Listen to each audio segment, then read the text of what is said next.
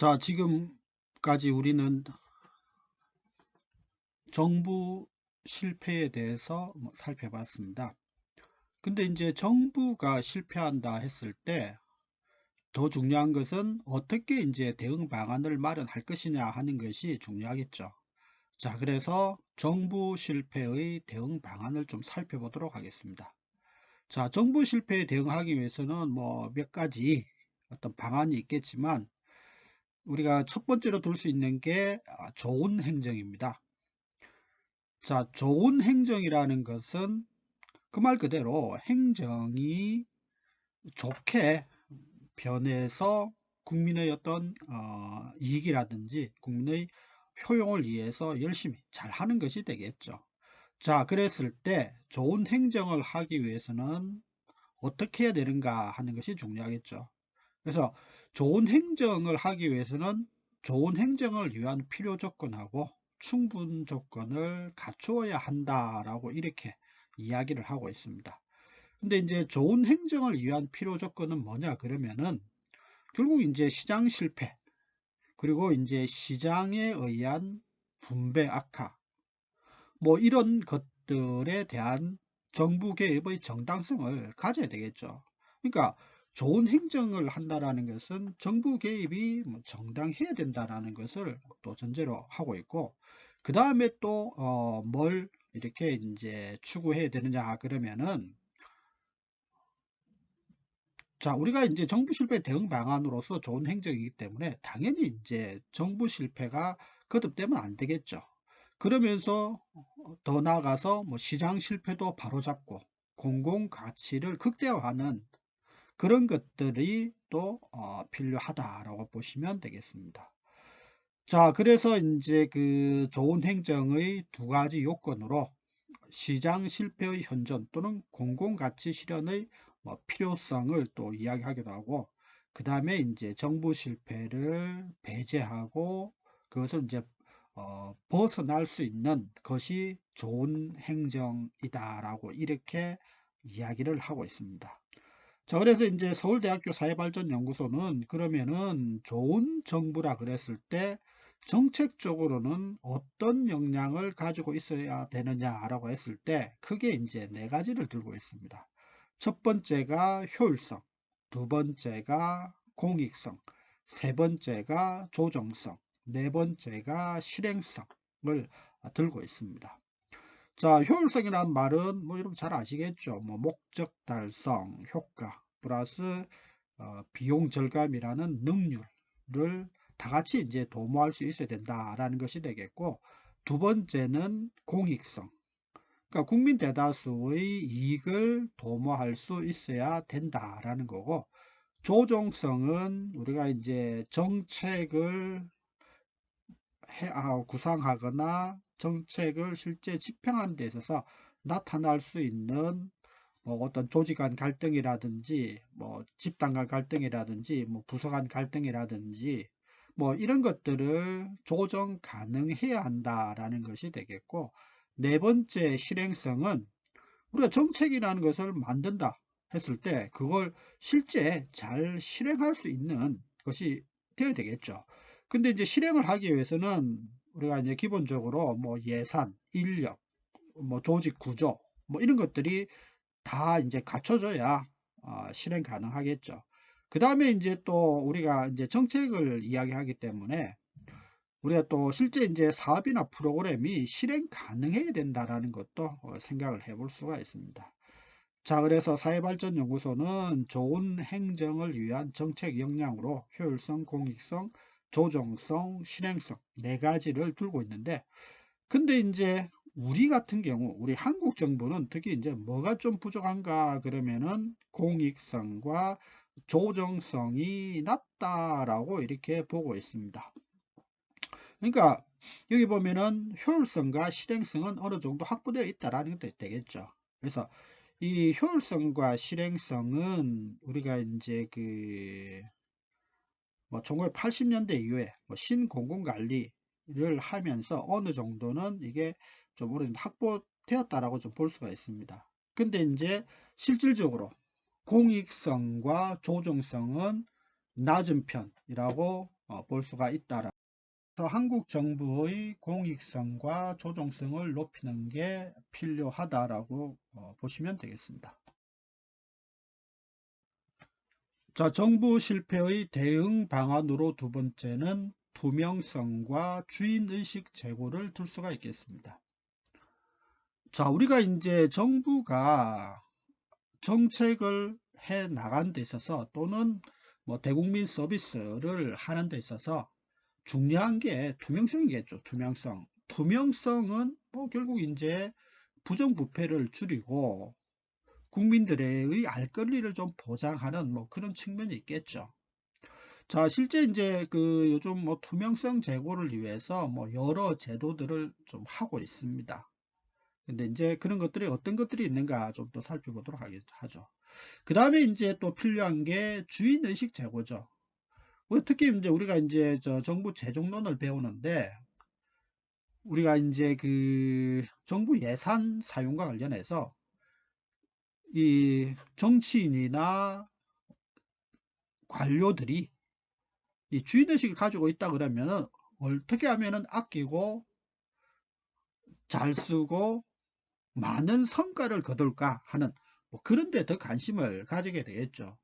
그래서 이제 항상 우리가 이제 정치인이나 우리 공무원들 이런 사람들 관료들이 우리가 이제 주인의식을 가지고 행정을 해야 된다라고 이렇게 이야기를 합니다. 자, 그래서 투명성과 주인의식 제고를 위한 어떤 여러 방안을 한번 살펴보도록 하겠습니다. 근데 이제 이런 것들은 지금 많이 이제 제도화 좀 되어 있는 것입니다. 자, 첫 번째, 공권력의 견제와 균형을 위해서는 뭐 권력 분립, 법의 지배, 적정 절차 등에 따른 입법 예고, 통화정책의 독립성 보장, 인사청문, 입법 공청회 등이 제도화되고 이게 잘 운영되어야 되겠죠. 자, 그래서 이제 이 공권력이라는 거는 뭐 주로 이제 행정이죠, 행정. 그래, 행정에 대해서 입법이나 사법이 이 견제와 균형을 할 수 있어야 된다라는 그런 측면을 좀 생각도 해볼 수가 있겠습니다. 그 다음에 이제 독과점, 정부의 독과점, 정부의 지나친 권력 독점이 되겠죠. 그러니까 민간에 비해서 너무 과도한 어떤 권력, 이런 것들을 좀 줄여야 된다라는 것이 되겠죠.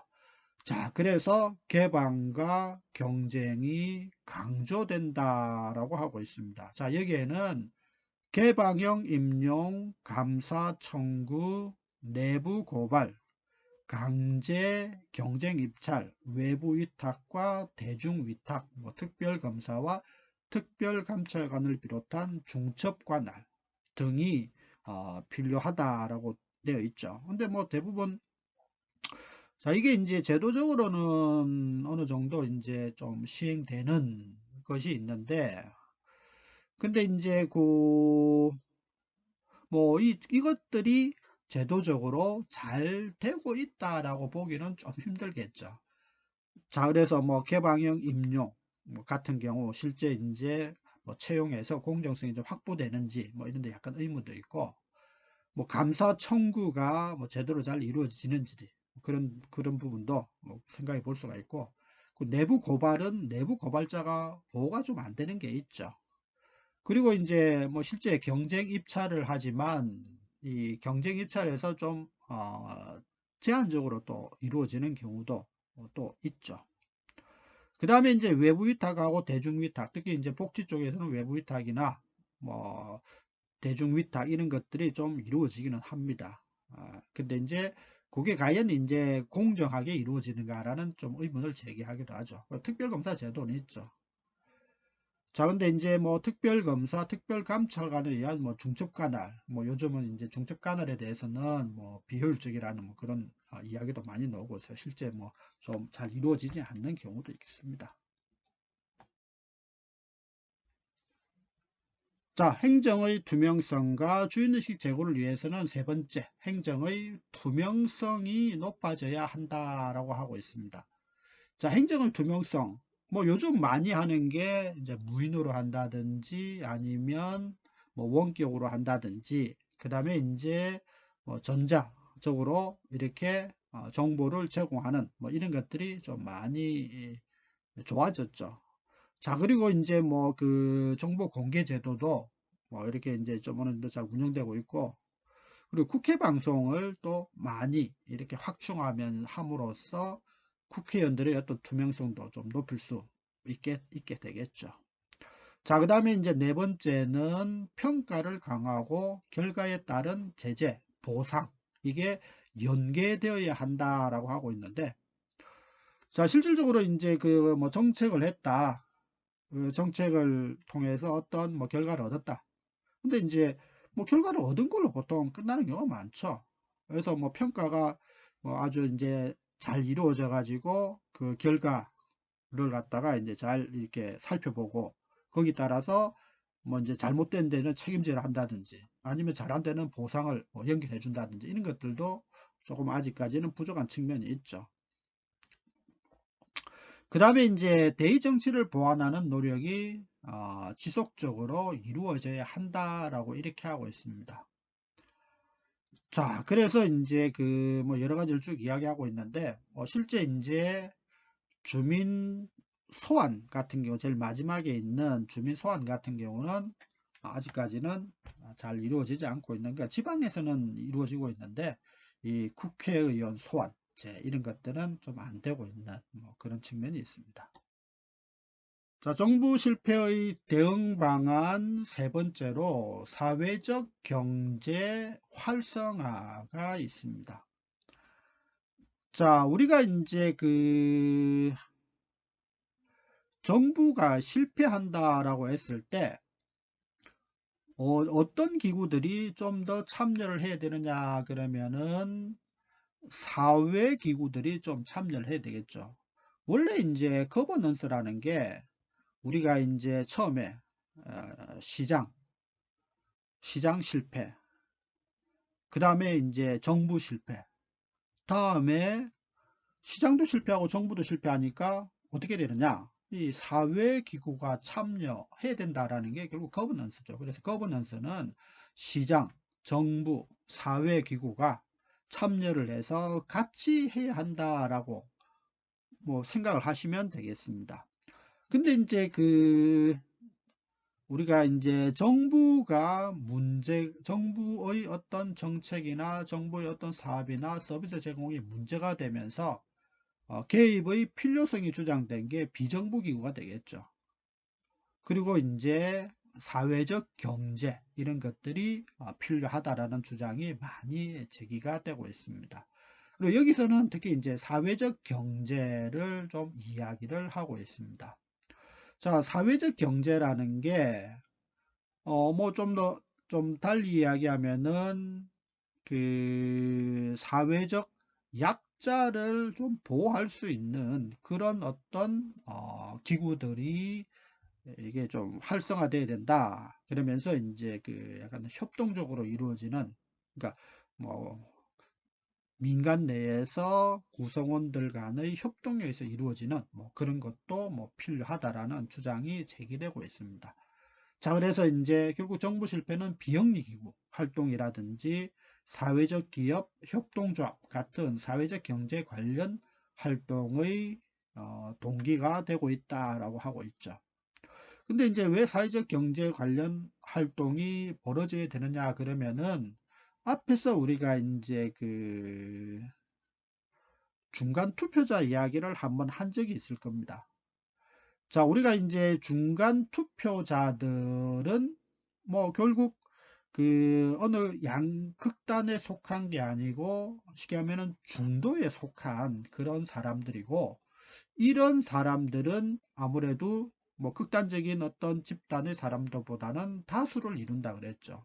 자, 그래서 중간 투표자들의 그 성향이 투표 결과를 좌우하는 경우가 많습니다. 그리고 여기서 공공지출이나 공공재의 공급에서도 마찬가지죠.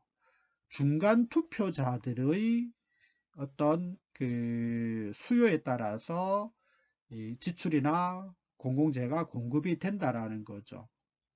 자, 그러다 보니까 이 다수에 의해서, 그러니까 중간 다수에 의해서 이런 공급이라든지 지출이 이루어지다 보니까 아무래도 이제 우리 사회의 저소득층, 뭐 소외받는 집단 이런 사람들의 그 위한 지출이나 공공재 공급은 좀 적어진다라고 이렇게 이제 보는 거죠. 자, 그런 상황에서 이 저소득층이라든지 사회적으로 소외받는 집단의 어떤 뭐 지출이라든지 공급을 늘리기 위해서는 어떻게 되느냐 그러면은 결국 이제 사회적 경제가 어느 정도 작동을 해야 한다라고 이렇게 이야기를 하고 있습니다. 특히 이제 그 사회적 경제에서 뭐 사회적 기업 하면은 우리가 중요하게 취급을 하죠. 사회적 경제에서. 그래서 사회적 기업이라는 게 뭐냐 그러면 우리가 이제 일반 기업은 수익을 창출하면은 그게 뭐 기업주, 특히 이제 기업주에게 거의 돌아가는 게 보통 기업이죠. 근데 이제 사회적 기업은 어떻게 하느냐 그러면은 어떤 수익 활동을 했다. 그러면은 그 수익을 창출한 부분을 누구한테 이렇게 돌려주느냐 그러면은 그 기업의 구성원들이죠. 구성원.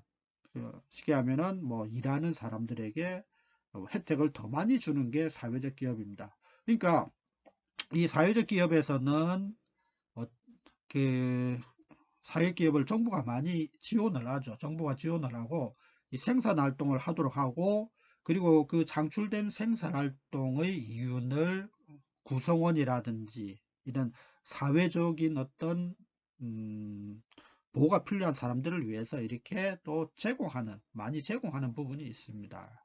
그래서 이제 이 사회적 기업이 아무래도 우리가 이제 뭐 사회적 경제를 위한 대표적인 어떤 뭐 조직, 뭐 이렇게 보기도 하죠.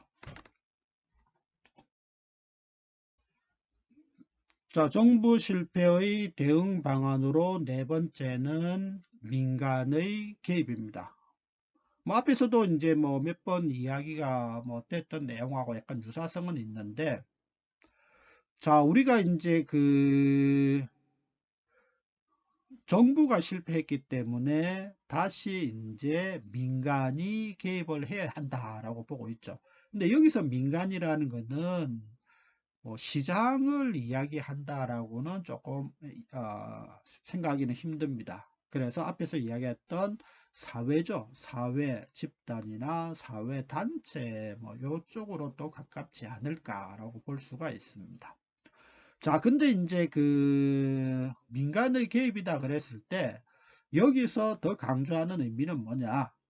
공공재 생산 및 공급에서 정부뿐만 아니라 수혜자인 시민들도 공동 생산자로 참여를 하자라는 게 뭐 가장 큰 내용이다라고 보시면 되겠습니다. 자, 그래서 시민들도 공동 생산자, 정부의 공공재 생산이나 공급의 공동 생산자가 되어야 한다라는 주장을 하고 있습니다. 자, 우리가 이제 앞에서 정부 실패에 대해서 배웠습니다. 자, 정부 실패는 시장 실패에 따른 하나의 어떤 대응으로서 정부가 확대되고 그리고 이제 정부가 확대되면서 뭐 정책이나 사업을 집행하는 과정에서 문제가 있어 가지고 뭐 결국 이제 정부 실패가 벌어진다라고 이렇게 이야기했죠. 근데 이제 우리가 이제 시장 실패를 이야기하면서 시장이 실패하는 가장 큰 이유 중의 하나가 공공재의 존재다라고 이렇게 배웠습니다. 자, 그래서 이제 이 공공재에서 살펴보게 될 건데, 우리가 공공재라는 거는 정부에 의해서 제공되는 재화, 뭐 이렇게 이제 간단하게 생각을 해볼 수가 있습니다. 그래서 우리가 이제 정부가 개입하면서 정부에 의해서 이루어지는 재화 공급이 이루어지는 대표적인 것이 공공재다라고 이렇게 이야기해 볼 수가 있겠습니다. 자, 근데 이제 공공재를 이해하기 위해서는 뭐 사전에 우리가 우선적으로 뭘 좀 살펴봐야 되느냐 그러면은 재화의 유형에 대해서 좀 살펴볼 필요가 있습니다. 그래서 우리 사회에 뭐 또는 이제 하나의 어떤 국가 내에 공급되는 재화는 공공재만 있는 것은 아니죠. 이 재화도 다양하게 나누어집니다. 그래서 이 재화의 유형을 살펴보고 그 공공재의 특성을 살펴보면은 이제 재화 유형을 살펴보면은 공공재의 특성을 좀 더 이해하기 쉽겠죠. 그래서 이 재화의 유형을 좀 살펴보도록 하겠습니다. 자, 재화의 유형은 비배제성과 비경합성을 기준으로 해서 나누어 볼 수가 있겠습니다. 자, 첫 번째 이제 비배제성을 기준으로 보면은 이 배제한다, 배제하지 않는다는 결국 무슨 의미냐 그러면은 대가를 지불하느냐 하지 않느냐 따라서 배제되느냐 배제되지 않느냐 하는 것을 의미합니다. 그래서 이제 배제적인 성격은 이 재화라는 게 결국 대가를 지불해야 한다라는 거죠. 그래서 대가를 지불하지 않으면 배제한다. 좀 달리 이야기하면 당신은 뭐 서비스를 사용하지 마시오. 우리 상품을 뭐 살 수 없다. 뭐 이런 게 되겠죠. 근데 이제 비배제적 성격은 대가를 지불하지 않는다 하더라도 이 사용하지 못하도록 이렇게 하지 못한다는 것을 의미합니다. 그래서 대가를 지불해 좀 달리 이야기하면 대가를 지불하지 않아도 사용할 수 있다라는 게 되겠죠. 그 다음에 이제 경합성. 경합성은 또 크게 이제 또 두 가지로 나누어 볼 수가 있습니다. 자, 경합이라는 거는 서로 많이 얻거나 많이 쓰려고 이렇게 이제 치열하게 경쟁한다라는 것은 경합성이고, 비경합성은 뭐 서로 더 많이 갖겠다, 더 많이 쓰겠다라고 이렇게 경합할 필요가 없다라는 거죠. 뭐 경쟁할 필요가 없다라고 보시면 되겠습니다. 그래서 이 배제적이냐 비배제적이냐, 경합적이냐 비경합적이냐 따라서 네 가지로 재화의 유형을 구분해 볼 수가 있다라는 겁니다.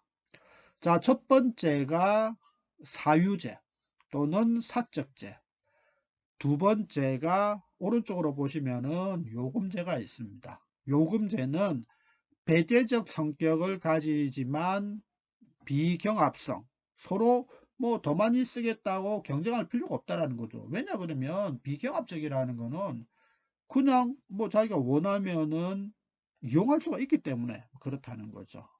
그 다음에 이제 그 왼쪽 밑에 보면은 경합성과 비배제적 성격을 가지는 공유제가 있습니다. 근데 이제 비배제적 성격이라서 어떤 조건만 되면은 누구든지 이용할 수가 있겠죠. 그래서 비배제적인데, 근데 이제 경합성, 좀 더 이제 많이 효용을 얻거나 많이 쓰려고 뭐 한다라는 것이 되겠고, 자, 네 번째는 공공재입니다. 제일 오른쪽 밑에 있죠. 공공재는 비배제적 성격과 비경합성을 가진다는 거죠.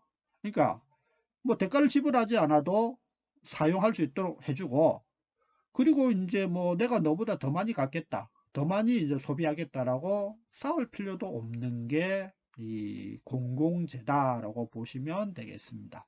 자, 그래서 이제 우리가 또 이 장에서 관심은 공공재이기 때문에 공공재에 대해서 이제 먼저 살펴보는 걸로 하도록 하겠습니다.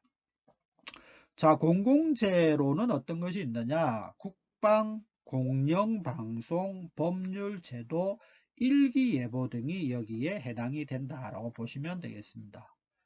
우리가 이제 그 국방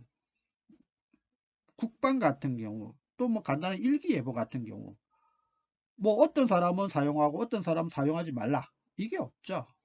그 다음에 이제 뭐 똑같이 이제 누릴 수가 있기 때문에, 특히 일기예보 그냥 방송에서 해주죠. 그러니까 내가 더 많이 뭐 쓰겠다, 아니면 내가 더 많은 효용을 얻겠다, 이럴 필요가 없죠. 그래서 공공재는 비배제적 성격과 비경합성을 가진다라고 보시면 되겠습니다.